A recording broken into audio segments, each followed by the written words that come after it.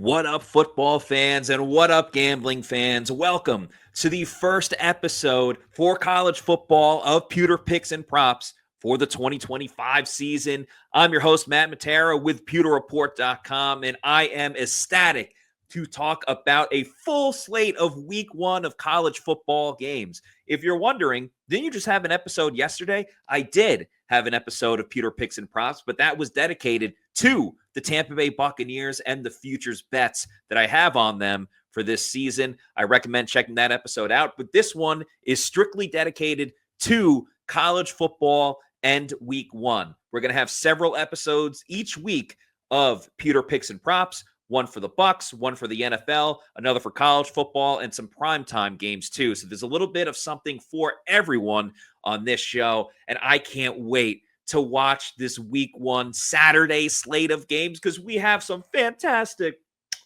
matchups to get into for this weekend. A lot of heavy hitters. So let's get right into it. The first big matchup we don't even have to wait for because it's starting at noon. Texas against Ohio State. At Ohio State, you have Arch Manning, the Texas quarterback, returning, getting his first full season as a starter. Ohio State, the defending national champions. A lot of moving on from their players going to the NFL. So a new quarterback this season with Julian Sayin, but you still have Jeremiah Smith, the very talented wide receiver that could win the Heisman Trophy this year. So looking at the spread in this one, the number has gone down a little bit, which makes me like it a lot more. I'm taking Ohio State minus 1.5 as they host Texas. I know there's a ton of players coming in and out, but Ohio State knows how to replenish their players over and over. They do it every single year with Ryan Day, and even though they can't beat Michigan, they tend to clobber a lot of their other opponents, and that's why they were the national champions last season. I like Arch Manning. I think he's going to do great things for Texas this season, but he's going into a house and he's going into a situation that he hasn't even seen before. There's going to be tons and tons of rabid, crazy Ohio State fans already celebrating the banners and everything that happened last year. This hasn't been a situation that Arch Manning has been in before. Now, Texas does bring back a lot of returning players on the defensive side, but I still think it's going to take a little bit for Arch Manning to kind of get acclimated with what he's got going on with the offense.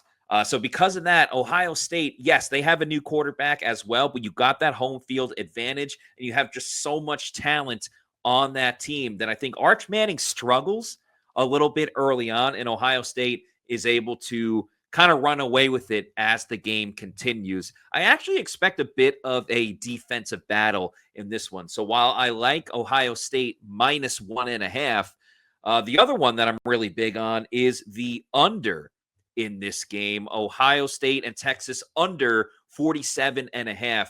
Again, I think Arch Manning will do spectacular this season in other games in primetime moments. But sometimes when you're the biggest show in town to begin the season, there's those pregame jitters. I think it's going to happen in another game we're going to talk about in a little bit later.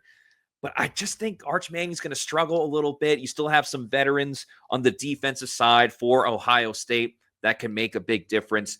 They'll shut down Texas. I think Texas will limit Ohio State to a degree where Ohio State will still win by maybe even double digits.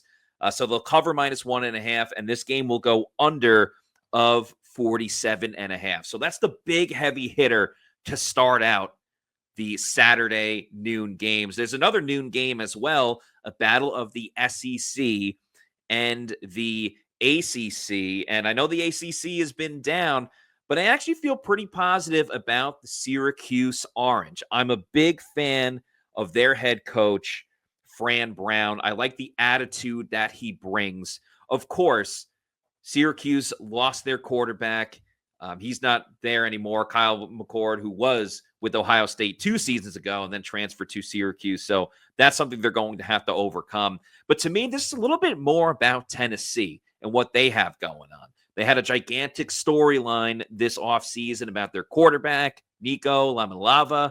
I don't know if I'm pronouncing that correct, but he wanted more money, and Tennessee said, nah, we're good. And I respect them not just giving in to the demands of one player, but at the same time, he was their best quarterback. He was going to be the guy this season. So how does Tennessee kind of bounce back and react to that?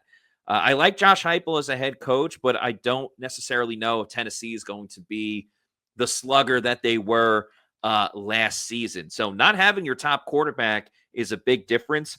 And again, the hard-nosed football that Fran Brown has instilled in Syracuse, I like them plus 14. I think Tennessee will win this game, but if they win by 10, that's still a cover for Syracuse. So I'll take the road dogs in that matchup. The next road dog I'm actually taking a lot of road dogs. So the dogs are barking to begin the season. And this one is not even a dog. It's Tiger on Tiger. The other huge, gigantic matchup of this weekend is LSU heading to Clemson. Tigers versus Tigers. It's been tough sledding for LSU when they begin the season. They've gone up against really good opponents. They did back-to-back games against Florida State and lost both, and that includes with Jaden Daniels, who won the Heisman Trophy that year. I was at that game in Orlando. But something's got to give. Eventually, LSU has got to win an opening game. And the fact that they're plus 3.5, I think this is the game where you have Garrett Nussmeier, who was there last year, did a pretty good job as their quarterback. Cade Klubnik, the Clemson quarterback, certainly a lot of talent too, and he's certainly a Heisman Trophy candidate as well. I think this will be back and forth and a bit of a slugfest too. Again, prime time, under the lights. This is a night game. I think there's going to be early season jitters, and LSU has tried to revamp their defense. There's no doubt about it. LSU's defense was horrible. It was crappy. It was terrible last season, but they've done everything they can to kind of revamp that unit. Brian Kelly's been there enough for a while now to kind of instill what he wants to do as a head coach of this team. I'm just kind of leaning on, I know I went with Syracuse in ACC against SEC, but I'm kind of leaning on LSU trying to get over that hump of losing every first game of the season against another top opponent. This is a great matchup with two top 10 ranked opponents. I think it's going to come down to the wire, so that's why I'm taking LSU over Clemson in the Battle of the Tigers. This next game is a Sunday game, so remember, it's Labor Day weekend. I know college football is all about Saturdays, but we got some Sunday matchups too, and this one has been a rivalry for years upon years. Notre Dame traveling to the U, Miami. I like Notre Dame in this one. A ton of people are taking Miami, and I'm curious as to why, because Carson Beck is their quarterback now. Carson Beck stunk when he was with Georgia for all of those years. In Miami, is the U back? Well, Cam Ward became their number 1 overall pick. Cam Ward was there for one season, brought Miami back, and they still didn't even get into the college football playoff. They didn't win the ACC championship game. So is Carson Beck going to be an upgrade over Cam Ward? No, absolutely not. Now, Notre Dame, it kind of, to me, doesn't matter who their quarterback is because they were predicated on running the football and playing defense. And they have an exceptional running back, and they lost a lot of guys in the draft this year. Of course, Benjamin Morrison, now a corner for the Tampa Bay Buccaneers, injured during Bucs training camp, but we'll see him on the field eventually. Notre Dame can replenish their defense, and units always grow faster on the defensive side than they do the offensive side. So I think this is going to be a straight up ass kicking for Notre Dame. I hate to see it. I'm not a fan of Notre Dame, but I am a fan of winning money. And I think Notre Dame, led by Marcus Freeman, they want to pick up where they left off. They also have a tough matchup the following week against Texas A&M. So Notre Dame cannot afford not to win this first game, especially because they're not in a conference. So Miami, I don't think they're back with Carson Beck. I just don't. I'm not impressed at all with what they have to do. There's talent on each side, so it comes down to coaching and quarterback play.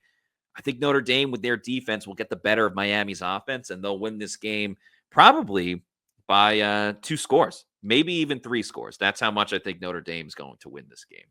So those are my individual picks, but we have a pewter parlay that I have conjured up for this weekend.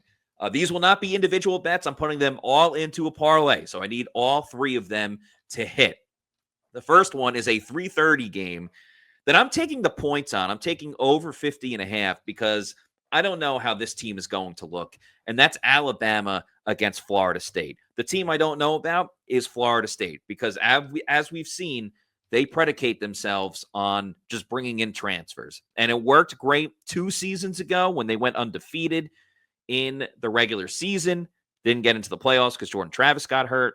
They tried it again next season, and it was abysmal. It was horrible. It was terrible. They won 2 games. It was ridiculous. But now this year, they got quarterback Thomas Castellanos. They got Gus Malzahn as their offensive coordinator.